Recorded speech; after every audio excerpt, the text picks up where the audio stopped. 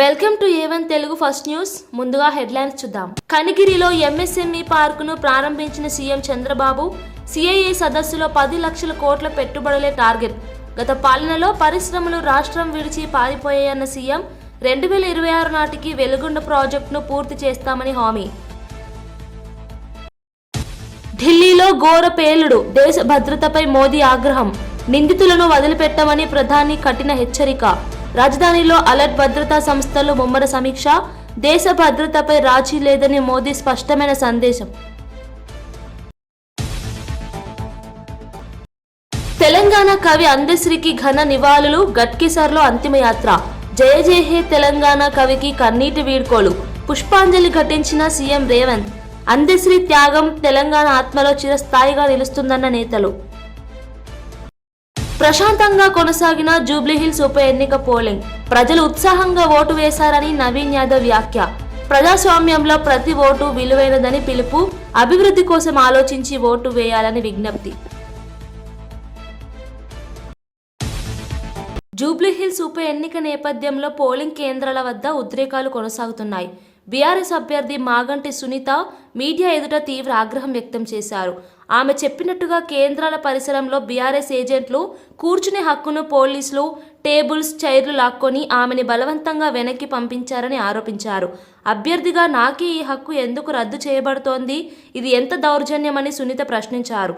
గమనార్హంగా polling సమయాల్లో నియమావళిని పాటించడం అవసరం అయినప్పటికీ అభ్యర్థుల నియమిత హోదాను పట్టుతీసే విధంగా పోలీసుల ప్రవర్తన నిలదీసేలా ఎన్నికల సంఘం జరుగు చర్యలు చేపట్టాలని ఆమె అభ్యర్థించారు. కరెక్ట్గా ఉందో వాళ్ళకి చెప్పి అట్లా చేయించండి.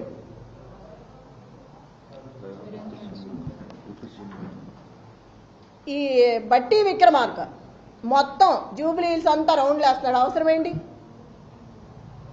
ఎమ్మెల్యే ఎవరు పేరిందా కూర్చొని ఉన్నాడు టేబుల్ దగ్గర? ఐలయ్య. అతనికి ఏం పని టేబుల్ దగ్గర? చిటీలు ఇవ్వడం అవన్నీ అతనికి ఏం అవసరం? అసలుకి వీళ్ళందరూ రావాల్సిన అవసరం ఏంటి? విప్పులు కానీ ఎమ్మెల్యేలు కానీ మినిస్టర్లు కానీ వీళ్ళందరూ రాత్రి నుంచే తిరుగుతున్నారు. అవసరం ఏంటి జూబ్లీహిల్స్లో వీళ్ళకి?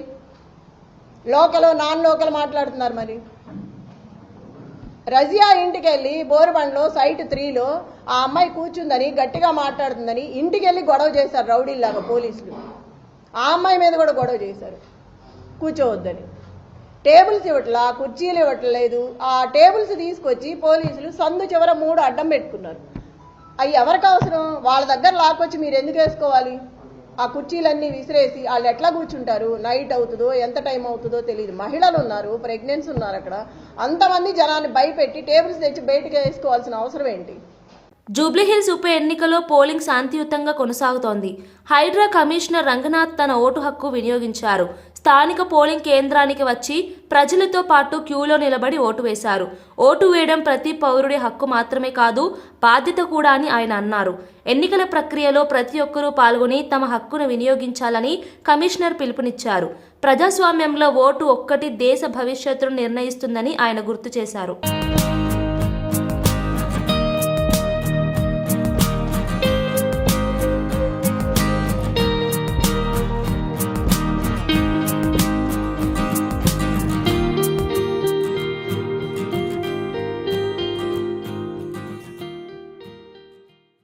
ఓటేసానండి. సో ఇది అందరి బాధ్యత. నేను నా శ్రీమతి ఇద్దరం వచ్చేసి ఓటెడ్. మీ ఓటు హక్కుని వినియోగించుకోండి. నేచురల్ గా ఓటు వేయటం అనేది ఒక బాధ్యత. సో ఆ బాధ్యతను అందరూ కూడా నిర్వర్తించాలి.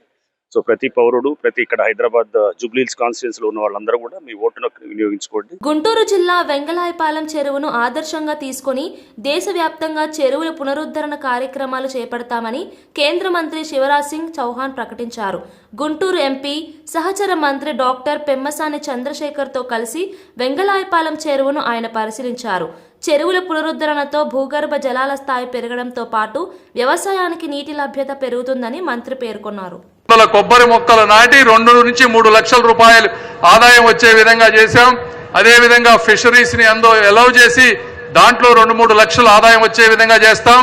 అదేవిధంగా బాతులు పెంచుకునే విధంగా నీళ్లలో ప్రవేశపెట్టి సెల్ఫ్ హెల్ప్ గ్రూప్స్ ని అనుసంధానం చేసి మహిళలను అనుసంధానం చేసి వారికి వచ్చే ఆదాయాన్ని గ్రామ పంచాయతీతో అనుసంధానం చేసి వీటిని లాంగ్ టర్మ్ గా మెయింటైన్ చేసి ఒక మోడల్ గా చేసే విధంగా తీసుకువచ్చాం. ఈ రోజు ఈ వెంగళాపాలెంలో చేసినటువంటి 1,20,00,000తో చేసినటువంటిది ఈ రోజు దేశవ్యాప్తంగా చూస్తే 5,000 మందికి పైగా జనాభా ఉన్నటువంటి గ్రామాలు 20 నుంచి 25,000 గ్రామాలు ఉన్నాయి.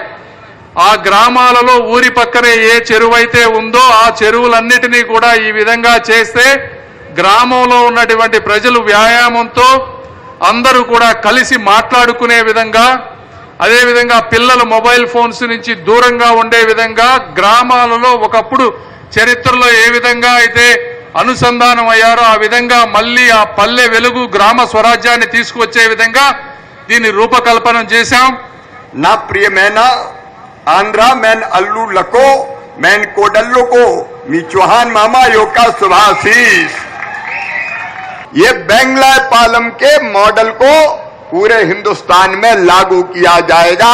पर्कुलेशन टैंक हम बनाएंगे इसी मॉडल पे जो सस्टेनेबल हो, जो लगातार चल सके, जो पानी के लेवल को ऊपर उठाए, जो लोगों की आजीविका. జూబ్లీహిల్స్ ఉప ఎన్నికపై వివాదాలు కొనసాగుతున్న వేళ బీఆర్ఎస్ ఆరోపణలకు రాష్ట్ర మంత్రి పొన్నం ప్రభాకర్ కౌంటర్ ఇచ్చారు.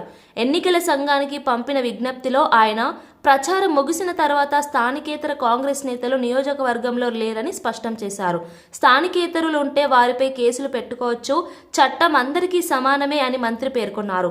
బీఆర్ఎస్ అభ్యర్థి రాజకీయంగా సానుభూతి పొందేందుకు తప్పుడు ఆరోపణలు చేస్తున్నారని విమర్శించారు.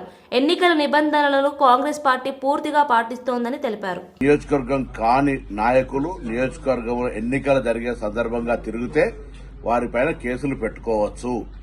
కానీ టీఆర్ఎస్ అభ్యర్థి ఓడిపోతుందని గత 2-3 రోజుల నుంచి అసహనంతో ఏది పడితే అది మాట్లాడుతూ ఉన్నారు. ఈరోజు మా అభ్యర్థిని అవమానపరిచే విధంగా లేదా మా పార్టీని కించపరిచే విధంగా చంపుతారా, పొమ్మంటారా అనేటువంటి మాటల ద్వారా ఏదో సానుభూతి పొందాలనే ప్రయత్నం చేస్తారు. తల్లి, నీకు దండం పెట్టుకుంటా ఉన్నాం.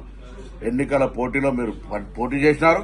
మీ నాయకత్వం నీకు సరైన విధంగా సహకరించిరా లేదా అనే అంశం పక్కన పెట్టి ఈ రోజు మేము కాంగ్రెస్ పార్టీ తరఫున మా నాయకత్వం అంతా మా అభ్యర్థి గెలుపు కొరకు పనిచేస్తుంటివి.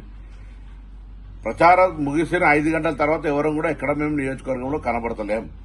మళ్లీ చెప్తా ఉన్నాం, ఎన్నికల సంఘం తమ కార్యాచరణ ప్రకారంగా ఎన్నికల నిబంధనలను ఉల్లంఘించిన అందరిపై ఏ పార్టీలకు అతీతంగా కేసులు పెట్టుకోవచ్చు, పోలీసులు కూడా చర్యలు తీసుకోవచ్చు. అదే సందర్భంలో టీఆర్ఎస్ అభ్యర్థి రాజకీయంగా సానుభూతి పొందడానికి చేస్తున్న ప్రకటనలు కూడా తీవ్రంగా ఖండిస్తున్నాం. ఇది మంచి పద్ధతి కాదు. ఇది కూడా ఎన్నికల నిబంధనలను వ్యతిరేకించినట్టే, ఉల్లంఘించినట్టే అనే మాటని సందర్భంగా చేస్తూ ఈ సందర్భంలో ప్రజలను కోరుతా ఉన్నాం. ప్రజల అభిప్రాయం వాళ్ళ ఇష్టం ఓటు, కానీ ఓటు హక్కు వినియోగించుకోవడం కనీస బాధ్యత. తప్పకుండా పోలింగ్ శాతం పెరిగే విధంగా జూబ్లీహిల్స్ ఉప ఎన్నికల్లో మీ ఓటు హక్కును మీ ఆలోచన ప్రకారంగా వినియోగించుకోమని సందర్భంగా విజ్ఞప్తి చేస్తా ఉన్నాం. ఆంధ్రప్రదేశ్ రాయలసీమ అభివృద్ధి సీఎం చంద్రబాబు నాయుడు కృషితోనే సాధ్యమైందని రాష్ట్ర మంత్రి సవిత తెలిపారు. పులివెందుల ప్రాంతంలో ప్రజాసభలో మాట్లాడిన ఆమె ఈ ప్రాంతానికి తాగునీళ్లు ఇచ్చింది సీఎం చంద్రబాబే అని స్పష్టం చేశారు. జగన్ హయాంలో రాష్ట్రం నుంచి వెళ్లిపోయిన పరిశ్రమలను మళ్లీ తెచ్చేందుకు ప్రభుత్వం కృషి చేస్తోందని చెప్పారు. రాయలసీమను వెనుకబాటు నుంచి ముందుకు తీసుకురావడమే మా ధ్యేయమని మంత్రి సవిత పేర్కొన్నారు. స్టీల్ ఇండస్ట్రీ మళ్లీ పనులు మొదలుపెట్టింది మేము. కడపకు కూడా నీళ్లు, మొత్తం రాయలసీమ రాష్ట్రానికి సాగునీరు ఇచ్చింది చంద్రబాబు నాయుడు గారు, తాగునీరు ఇచ్చింది చంద్రబాబు నాయుడు గారు, కడపకు కూడా నీరు ఇచ్చింది చంద్రబాబు నాయుడు గారే, పులివెందులకు నీళ్లు తాగడానికి నీళ్లు ఇచ్చింది కూడా మరి చంద్రబాబు నాయుడు గారు అనే విషయం మరొకసారి తెలియజేస్తూ, మరి తరలిపోయిన పరిశ్రమలు కూడా మేము తీసుకొస్తున్నాం. గతంలో 14-19లో కియా లాంటి ఇంటర్నేషనల్ పరిశ్రమలు తీసుకొచ్చి మరికొన్ని పరిశ్రమలకు ఎంఓయూ చేసుకున్నాం. గత ప్రభుత్వం రావటంతోనే బెదిరించి జే ట్యాక్స్ కట్టలేక మరి పారిపోయారన్న విషయం కూడా తెలుసు. మళ్ళీ ఆ పరిశ్రమలతో పాటు కొత్త పరిశ్రమలు తీసుకొచ్చి మరి రాష్ట్ర ఆర్థిక వ్యవస్థను బలపరచాలి, భావితరాల భవిష్యత్తుకి మరి రూపకల్పన చేయాలన్న ఉద్దేశంతోనే ముఖ్యమంత్రి గారు గొప్ప నిర్ణయం తీసుకున్నారు. టీటీడీ మాజీ చైర్మన్ భూమన కరుణాకర్ రెడ్డి చేసిన వ్యాఖ్యలపై జనసేన నాయకుడు కిరణ్ రాయల్ తీవ్ర స్థాయిలో స్పందించారు. పవన్ కళ్యాణ్ వస్త్రధారణ అర్హతపై భూమన చేసిన వ్యాఖ్యలు అసహ్యకరమని ఆయన అన్నారు. పవన్ కళ్యాణ్ గురించి మాట్లాడే స్థాయి భూమనకు లేదు అని కిరణ్ రాయల్ ఘాటుగా వ్యాఖ్యానించారు. వైసీపీ హయాంలో ఎర్రచందనం స్మగ్లింగ్ విస్తరించిందని, దానికి భూమనే బాధ్యులని ఆరోపించారు. దట్టమైన అడవుల్లో మొక్కలు నాటారు పవన్ కళ్యాణ్ గారు అన్నారు. అడవుల్లో మొక్కలు నాటకుండా మీలాగా చెట్లు దొరుకుతారా? చెట్లు అంటే ఏ చెట్లు మీకు తెలుసు కదా, మీ వ్యాపారం చేసే చెట్లు, ఎర్రచందనం చెట్లు. అవి దట్టమైన అడవుల్లో ఆయన చెట్టులు నాటాడంటే ఇన్స్పిరేషన్. అది భావితరాల భవిష్యత్తులో మొక్కలు నాటితే చెట్లు అవుతాయి అవి అని ఇది ఒక నాటాడు. లేదా చెట్లే నాటుతారా, లేకపోతే చెట్లు నరుకుతారా, ఎర్రచందనం తీసుకెళ్తారా? దానికి ఆన్సర్ చెప్పాల్సిన బాధ్యత ఆయనకుంది. మా హయాంలో 2,50,000 టన్నులో 2,000 టన్నులు మేము పట్టుకున్నాము, మీరు ఎందుకు పట్టుకోలేదు అంటారు. అసలు ఇక్కడ లాజిక్ వచ్చిపోయాడు ఆయన. అసలు మీరు అప్పుడు ఎర్రచందనం కోసినారు, తోలుకున్నారు కాబట్టి దొరికింది పట్టుకున్నారు. అసలు ఇక్కడ తొయ్యడంలా మేము అంటే అర్థమైందా? అప్పుడు దొంగలు ఇల్లు పట్టుకున్నారు, తీసుకొని వస్తున్నారు, పట్టుకున్నాము. ఇక్కడ దొంగలు రావట్లా ఎర్రచందనం తీసుకోవడానికి. మా ప్రభుత్వంలో భయపడుతున్నారు. పవన్ కళ్యాణ్ గారు లాంటి మంత్రి, అటు శాఖలో మంత్రి ఉంటే అంత గట్టిగా వార్నింగ్ మేము ఇస్తుంటే, దొంగనేవాడు వస్తే కదా ఎర్రచందనంలోకి పట్టుకునేదానికి మేము వాడు రావట్లా, మేము పట్టుకోవట్లా. మీ హయాంలో వచ్చినాడు, పట్టుకోరు, మోటాలు వేసుకున్నారు. తెలుగుదేశం పార్టీ కేంద్ర కార్యాలయం ఎన్టీఆర్ భవన్లో మంత్రి నారా లోకేష్ ప్రజా దర్బార్ నిర్వహించారు. రాష్ట్రం నలుమూలల నుంచి ప్రజలు భారీగా తరలివచ్చి తమ వినతి పత్రాలు లోకేష్కు అందజేశారు. ప్రతి ఒక్కరి సమస్యను ఓపికగా విని తగిన సూచనలు ఇచ్చిన లోకేష్ కొందరి సమస్యలను అక్కడికక్కడే పరిష్కరించారు. పేద మధ్యతరగతి ప్రజల ఇబ్బందులను గుర్తించి వాటి పరిష్కారానికి తక్షణ చర్యలు తీసుకుంటానని హామీ ఇచ్చారు.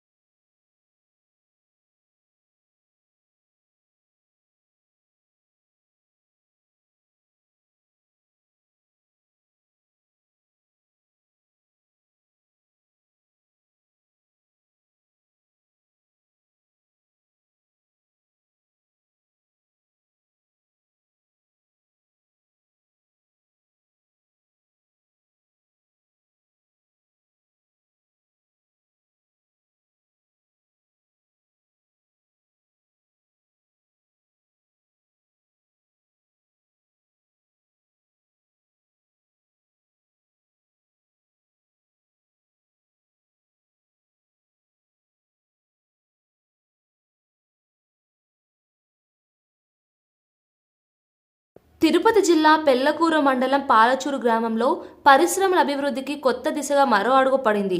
రాష్ట్ర ముఖ్యమంత్రి నారా చంద్రబాబు నాయుడు వర్చువల్ ద్వారా 3Xpear ఇన్నోవెంచర్ లిమిటెడ్ సంస్థను ప్రారంభించారు.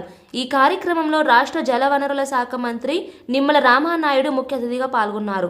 సుళ్లూరుపేట ఎమ్మెల్యే నెలవల విజయశ్రీ, జిల్లా కలెక్టర్ ఎస్ వెంకటేశ్వర్లతో కలిసి భూమి పూజ, శంకుస్థాపన నిర్వహించారు. నేను ఎప్పుడో అదే చెప్తా ఉంటాను, మనం ఉద్యోగం చేయడం కాదు, మనం ఉద్యోగాలు ఇచ్చే స్థాయికి ఎదగాలి. అదే ఆవిడ బిడ్డ చేసింది. మైత్రిని గట్టిగా చప్పట్లు కొట్టి అభినందించండి. ఆవిడ ఒక స్ఫూర్తి కావాలి భవిష్యత్తులో. థ్యాంక్ యూ అమ్మా. Which is part of an integrated food manufacturing facility. Totally we'll be providing employment to over 5,000 people. And we are as local as it can be. Thank you sir, thank you so much. ఇది మా అందరికి ఎంతో సంతోషం. February and as promised by the team here. Minister గారికి, RTO గారికి, అలాగే పంపుడు storage పెట్టి current మనకు కంపెనీలు అభివృద్ధి అవుతాయి. కంపెనీలు ఇక్కడికి రావడం వల్ల మనకు మన సుళ్లూరుపేట నియోజకవర్గంలో ఎంతో మందికి ఎంప్లాయ్మెంట్ దొరుకుతుంది. మన నియోజకవర్గం అభివృద్ధి జరగడానికి ఎంతో తోడ్పడుతుంది. మనకు మన ముఖ్యమంత్రి గారు సీఎం రాష్ట్రం అంతా కూడా అభివృద్ధి చూసుంటాం, మన ముఖ్యమంత్రి గారు ప్రతి మీటింగ్ లో కూడా మనకు చెప్తూ ఉంటారు, 1 ఫ్యామిలీ 1 ఎంటర్ప్రీనర్ అని. సో ఇలా స్మాల్ స్కేల్ ఇండస్ట్రీస్ ని ముఖ్యంగా మన నియోజకవర్గంలో 1560 వరకు కూడా మనకు ఎంఎస్ఎంఈ స్మాల్ స్కేల్ ఇండస్ట్రీస్ ఉన్నాయి. అలాగే 23 వరకు కూడా మనకు లార్జ్ స్కేల్ ఇండస్ట్రీస్ ఉన్నాయి. దీంట్లో మనము మన నియోజకవర్గం నుంచి దగ్గర 25,000 వరకు కూడా మనం ఎంప్లాయ్మెంట్ ఇవ్వడం జరుగుతుంది. ఇంకా కూడా కంపెనీలు చాలా వరకు మన నియోజకవర్గానికి రావడానికి ముందుగా ఇంట్రెస్ట్ చూపిస్తున్నాయి. ఎందుకంటే మనకి ఇక్కడ రేణిగుంట ఎయిర్పోర్ట్ కూడా 60 కిలోమీటర్స్ దూరంలోనే ఉంది.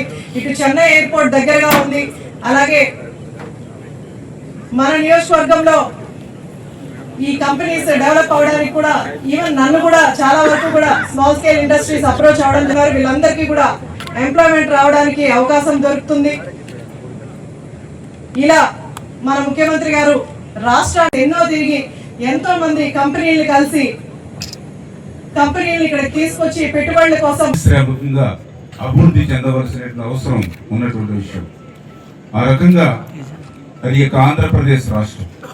ఎందుకంటే ఆ రోజు 2014లో రాష్ట్ర విభజన వల్ల కంటే 2019-24 గత 5 సంవత్సరాల వైసీపీ పాలన వల్ల ఈ రాష్ట్రానికి ఎక్కువ నష్టం జరిగినటువంటి పరిస్థితుల్లో మళ్ళీ ఈ రాష్ట్రంలో విద్య, ఉద్యోగ, ఉపాధి అవకాశాలు కల్పించాలి అని అంటే నిరుద్యోగ ఏదైతే ఉందో దాని నిర్మూలన చంద్రబాబు నాయుడు గారు ఇవాళ దిశ ఇవాళ ఆంధ్రప్రదేశ్ రాష్ట్రానికి మార్గనిర్దేశం చేస్తూ ఈరోజు పెద్ద ఎత్తున, ఎందుకంటే ఈరోజు ఈ ప్రభుత్వం అధికారంలోకి వచ్చి 16 నెలల కాలంలోనే మీరందరూ కూడా చూస్తారు. ఢిల్లీలో జరిగిన పేలుడు ఘటన దేశవ్యాప్తంగా కలకలం రేపింది. ఈ ఘటనపై ప్రధాని నరేంద్ర మోదీ తీవ్ర ఆవేదన వ్యక్తం చేశారు. మృతుల కుటుంబాలకు ప్రగాఢ సంతాపం తెలుపుతూ బాధితులకు అవసరమైన సహాయాన్ని ప్రభుత్వం అందిస్తుందని తెలిపారు. నిందితులను వదిలిపెట్టే ప్రసక్తి లేదని, ఘటన వెనుక ఉన్నవారిని కఠినంగా శిక్షిస్తామని ప్రధాని మోదీ స్పష్టం చేశారు. ఇప్పటికే జాతీయ దర్యాప్తు సంస్థ ఇంటెలిజెన్స్ బ్యూరో, ఢిల్లీ పోలీసులు సంఘటన స్థలంలో విచారణ ప్రారంభించాయి. పేలుడు వెనుక ఉన్న కుట్ర, ఉద్దేశం, ఉపయోగించిన పేలుడు పదార్థాలపై అధికారులు వివరంగా పరిశీలిస్తున్నారు. पूरा देश उनके साथ खड़ा है.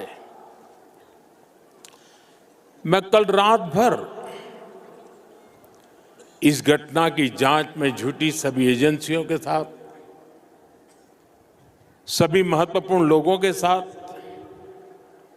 संपर्क में था, विचार विमर्श चलता था, जानकारियों के तार जोड़े जा रहे थे. हमारी एजेंसियां इस षड्यंत्र की तह तक जाएगी. इसके पीछे के षड्यंत्रकारियों को बख्शा नहीं जाएगा. All those responsible will be brought to justice. ఢిల్లీలోని ఎర్రకోట వద్ద జరిగిన ఘోర పేలుడు దేశవ్యాప్తంగా తీవ్ర ఆందోళనకు గురిచేసింది. ఈ ఘటనలో ఇప్పటి వరకు 12 మంది మృతి చెందినట్లు అధికారిక సమాచారం. బాధితుల కుటుంబాలకు సానుభూతి తెలుపుతూ నిందితులను ఎట్టి పరిస్థితుల్లోనూ వదిలిపెట్టబోమని కేంద్ర రక్షణ శాఖ మంత్రి రాజ్నాథ్ సింగ్ స్పష్టం చేశారు. దేశ భద్రతను భంగం కలిగించే ఏ ప్రయత్నాన్ని సహించమని ఆయన హెచ్చరించారు. దాడి వెనుక ఉన్న కుట్రపై దర్యాప్తు సంస్థలు వేగంగా విచారణ చేపట్టినట్లు తెలిపారు. To the bereaved families in this hour of deep grief. From this platform, I wish to assure my citizens that the country's leading investigative agencies are conducting a swift and thorough inquiry into the incident. The findings of the investigation will soon be made public. I want to formally assure the nation that those responsible for this tragedy will be brought to the justice and will not be spared under any circumstances. Ladies and gentlemen, It gives me immense ఆంధ్రప్రదేశ్లో పరిశ్రమలకు మరింత ప్రోత్సాహం కల్పించే దిశగా ముఖ్యమంత్రి నారా చంద్రబాబు నాయుడు మరో ముందడుగు వేశారు. ప్రకాశం జిల్లా కనిగిరిలో ఎంఎస్ఎంఈ పార్కును ప్రారంభించిన సీఎం రాష్ట్ర వ్యాప్తంగా 50 పార్కులకు వర్చువల్గా ప్రారంభోత్సవాలు మరియు శంకుస్థాపనలు చేశారు. ఈ కార్యక్రమంలో మాట్లాడుతూ రాష్ట్ర అభివృద్ధికి చిన్న, మధ్య తరహా పరిశ్రమలు కీలకమని చంద్రబాబు నాయుడు తెలిపారు. 329 ఎకరాల విస్తీర్ణంలో 15 పారిశ్రామిక పార్కులు ప్రారంభమయ్యాయని వివరించారు. ఈ పార్కుల ద్వారా వేలాది యువతకు ఉపాధి అవకాశాలు కలగనున్నాయని చెప్పారు.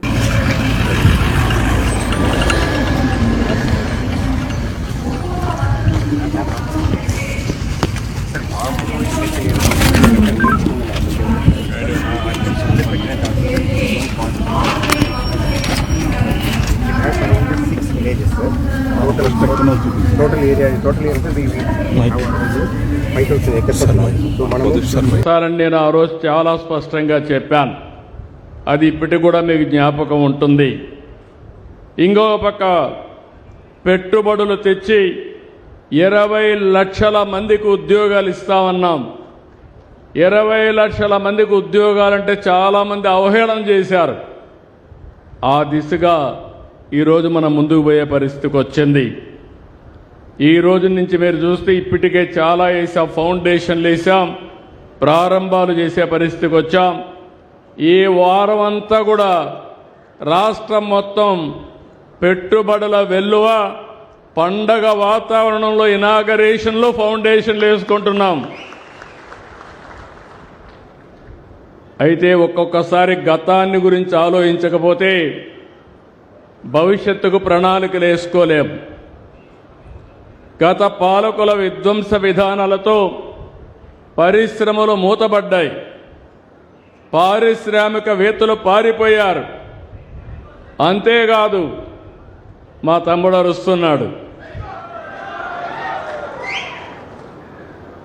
ఆ రోజు మీరు చూస్తే ఎంత భయంకరమైన వాతావరణం అంటే బుద్ధుండే ఎవరు కూడా చేయలేని తప్పుడు పనులు.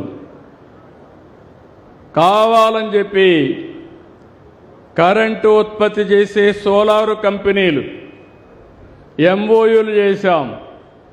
కరెంటు ఉత్పత్తి అవుతుంది. కరెంటు ఉత్పత్తి తీసుకోకుండా వాళ్ళవన్నీ క్లోజ్ చేయమన్నాడు. కరెంటు క్లోజ్ చేయలేరు, ఎందుకంటే ఎండకు వచ్చే కరెంటు వాడుకోకపోతే నష్టం. గవర్నమెంట్కు ఒక ఆబ్లిగేషన్ ఉంది. ఆ ఆబ్లిగేషన్ ఒకవేళ వాడుకోకపోతే వాళ్లకు నష్టపరిహారం కట్టియాలి. ఎవరు చెప్పినా వినలేదు, వితండవాది. వినకపోతే ఏమైందని మీరు ఆలోచిస్తే కోర్టు మొట్టికాయలేసి ఇందులో ఏమీ జరగలేదు, నువ్వు తప్పుడు నిర్ణయాలు చేస్తున్నావు, నువ్వు వాళ్ళందరికీ కాంపన్సేషన్ కట్టియాలని కరెంటు వాడుకోకుండా పారిశ్రామికవేత్తలకు 9,000 కోట్ల రూపాయలు మీరు కట్టిన పన్నులు వాళ్ళకి పే చేసే పరిస్థితికి వచ్చాడు. అంటే 9,000 కోట్లంటే కనీసం మా ఆడబిడ్డలకు ఇంటికి ఒక 10,000 ఇచ్చుంటే. ప్రముఖ కవయిత్రి, జానపద కళాకారులు అందశ్రీకు ఘట్కేసర్లో తుది వీడ్కోలు పలికారు. అంతిమయాత్రకు మంత్రులు, ఎమ్మెల్యేలు, కాంగ్రెస్ నేతలు, సినీ కళాకారులు, అభిమానులు భారీగా తరలివచ్చారు. తెలుగు భాష, జానపద సాహిత్యానికి అందశ్రీ చేసిన సేవలు చిరస్థాయిగా నిలుస్తాయని పలువురు నాయకులు అన్నారు. సీఎం రేవంత్ రెడ్డి ఇప్పటికే ఘట్కేసర్ చేరుకొని కాసేపట్లో అంతిమయాత్రలో పాల్గొని పుష్పాంజలి అర్పించనున్నారు. అందశ్రీ అన్న గారికి జోహార్, జోహార్, జోహార్. తెలంగాణ గీత రచయిత అందశ్రీ అన్న గారికి జోహార్, జోహార్, జోహార్. తెలంగాణ గీత రచయిత అందశ్రీ అన్న గారికి జోహార్, జోహార్. అమర్ రహే డాక్టర్ ప్రజాకవి అందశ్రీ అన్న గారికి జోహార్, జోహార్, జోహార్. అందశ్రీ అన్న గారికి జోహార్, జోహార్.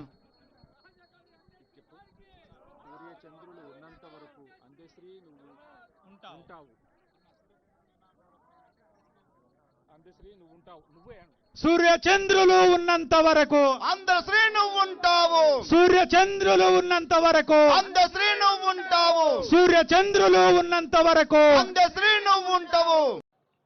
నిప్పుల వాగు గ్రంథాన్ని ప్రతి లైబ్రరీలో పెట్టే విధంగా ప్రభుత్వం చర్యలు తీసుకుంటుంది.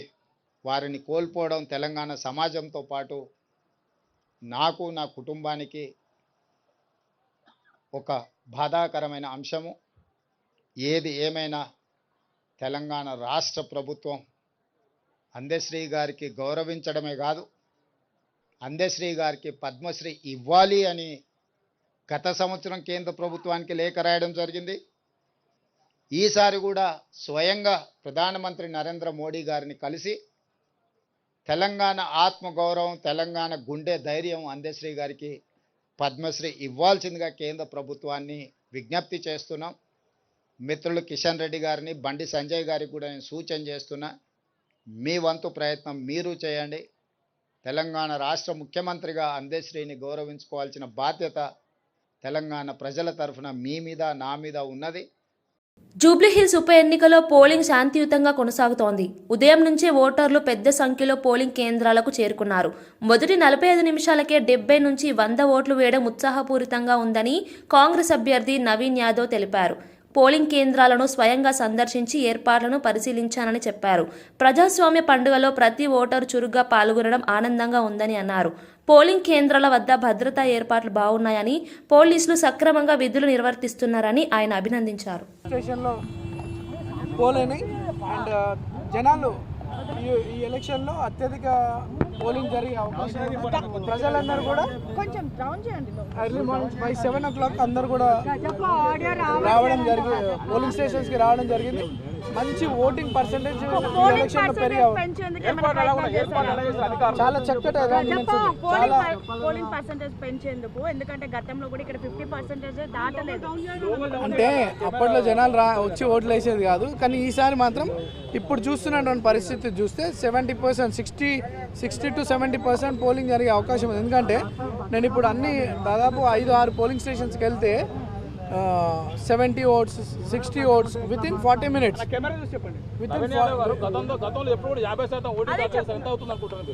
నాకు తెలిసి 63%, 60 to 63% జరిగే అవకాశాలు ఉన్నాయి. నేను 10 o'clockకి నా ఓటు మా ఫ్యామిలీ మెంబర్స్తో కలిసి వాల్టర్ వెంకటగిరి స్కూల్లో జూబ్లీహిల్స్ ఒక ఫస్ట్ టైం ఓటర్స్కి కానీ vote for your future, vote for your constituency development, not for sympathy, not for sentiment. ఇది మన భవిష్యత్తుకి సంబంధించిన ఎన్నిక కాబట్టి చాలా తెలివిగా, జాగ్రత్తగా ఓటు వినియోగించుకోవాలని నేను యూత్కి అప్పీల్ చేస్తాను. That is all common. అవన్నీ కూడా అధికారులు దాన్ని రాటిఫై చేస్తారు. స్టార్ట్ అయిన టైం నుండి దాన్ని చేస్తారు. లేదు, ఈసారి యూత్ అంతా కూడా, యూతే కాదు జనరల్గా చాలా మంది ఓటర్స్ నెగ్లెక్ట్ చేస్తారు election. But this time 10 to 15% polling percentage పెరిగే అవకాశం ఉంది. ఈ వాతావరణం చూస్తుంటే ఒక 10% ఓటింగ్ పర్సెంటేజ్ పెరిగే అవకాశం ఉంది. అదే చెప్తున్నాను కదా, మీ భవిష్యత్తుకు ఓటేయండి. లేదు, ఇక హాలిడే లాగా ట్రీట్ చేస్తలేరు. భవిష్యత్తు గురించి ఆలోచించి ఓటర్స్ అందరూ కూడా బయటకు వచ్చి ఓటు వేస్తూ ఉన్నారు. సమాజం గురించి ఆలోచించి ఓటర్స్ రావడం జరుగుతూ ఉంది. ఆంధ్రప్రదేశ్లో నెయ్యి కల్తీ మాఫియా విస్తరిస్తోందని ప్రభుత్వ chief whip MLC Panchumarthi Anuradha తీవ్ర స్థాయిలో విమర్శించారు. ఎన్టీఆర్ భవన్లో మీడియాతో మాట్లాడిన ఆమె నెయ్యి కల్తీ గ్యాంగ్లను వైసీపీనే వెనుకేసుకొస్తోంది అని ఆరోపించారు. ప్రజల ఆరోగ్యాన్ని పణంగా పెట్టి లాభాలు చూసే వ్యాపారులను కాపాడటమే వైసీపీ ధ్యేయంగా మారిందని అన్నారు. కల్తీ నెయ్యి కేసులో నిందితులను కాపాడేందుకు రాజకీయ ఒత్తిడులు తెచ్చుకుంటున్నారని వెల్లడించారు. పరిశుభ్ర ఆహారం కోసం పోరాడే వ్యక్తులపై కేసులు పెడుతుండడం దారుణమని వ్యాఖ్యానించారు. వాళ్ళని ఏ రకంగా ఉపయోగించాడో ఇప్పుడు నేను చెప్పదలుచుకున్నా. అందరికీ కూడా తెలిసిన విషయమే. అందరు ఏమంటున్నారు, మొట్టమొదటిగా లడ్డూలో కల్తీ నెయ్యి ఉంది, దీన్ని నిగ్గు తేల్చాలి అని అంటా ఉన్నారు. కానీ నేను ఆ మాట అందలుచుకోలేదు. మీకు ఇంకా క్లియర్గా ప్రజలకి చెప్పదలుచుకున్నా. నెయ్యి 1 కిలో ఉండి 10 కిలోలు రసాయనాలు కలిపితే దాన్ని కల్తీ నెయ్యి అంటారు. అసలు మొత్తం రసాయనాలతో నెయ్యి వాసన వచ్చేలాంటి నెయ్యిని సృష్టించిన వాళ్ళని దాన్ని కల్తీ నెయ్యి అంటారా? ఇది ప్రజలే ఆలోచించాలి. సబ్బులు తయారు చేసే రసాయనాలు, పెయింట్లు తయారు చేసే రసాయనాల్ని వీటన్నిటిని కలిపి దాన్ని ఒక నెయ్యిలాగా సృష్టించి 63 లక్షల కిలోల లడ్డూల్ని తయారు చేయించి 250 కోట్ల పైన డబ్బులు తినేశారు అనంటే వీళ్ళని ఎక్కడ పాతి పెట్టాలి, ఎక్కడ పోడ్చాలి వీళ్ళని? బులెటిన్ ముగించే ముందు హెడ్లైన్స్ మరోసారి చూద్దాం. కనిగిరిలో ఎంఎస్ఎంఈ పార్కును ప్రారంభించిన సీఎం చంద్రబాబు. సిఐఏ సదస్సులో 10 లక్షల కోట్ల పెట్టుబడులే టార్గెట్. గత పాలనలో పరిశ్రమలు రాష్ట్రం విడిచి పారిపోయాయన్న సీఎం. 2026 నాటికి వెలుగొండ ప్రాజెక్టును పూర్తి చేస్తామని హామీ. ఢిల్లీలో ఘోర పేలుడు. దేశ భద్రతపై మోదీ ఆగ్రహం. నిందితులను వదిలిపెట్టమని ప్రధాని కఠిన హెచ్చరిక. రాజధానిలో అలర్ట్ భద్రతా సంస్థలు ముమ్మర సమీక్ష. దేశ భద్రతపై రాజీ లేదని మోదీ స్పష్టమైన సందేశం. తెలంగాణ కవి అందశ్రీకి ఘన నివాళులు. గట్కేసర్లో అంతిమయాత్ర. జయ జయ హే తెలంగాణ కవికి కన్నీటి వీడ్కోలు. పుష్పాంజలి ఘటించిన సీఎం రేవంత్. అందశ్రీ త్యాగం తెలంగాణ ఆత్మలో చిరస్థాయిగా నిలుస్తుందన్న నేతలు. ప్రశాంతంగా కొనసాగిన జూబ్లీహిల్స్ ఉప ఎన్నిక పోలింగ్. ప్రజలు ఉత్సాహంగా ఓటు వేశారని నవీన్ యాదవ్ వ్యాఖ్య. ప్రజాస్వామ్యంలో ప్రతి ఓటు విలువైనదని పిలుపు. అభివృద్ధి కోసం ఆలోచించి ఓటు వేయాలని విజ్ఞప్తి. ఇవి ఈ బులెటిన్ విశేషాలు. చూస్తూనే ఉండండి A1 తెలుగు ఫస్ట్ న్యూస్.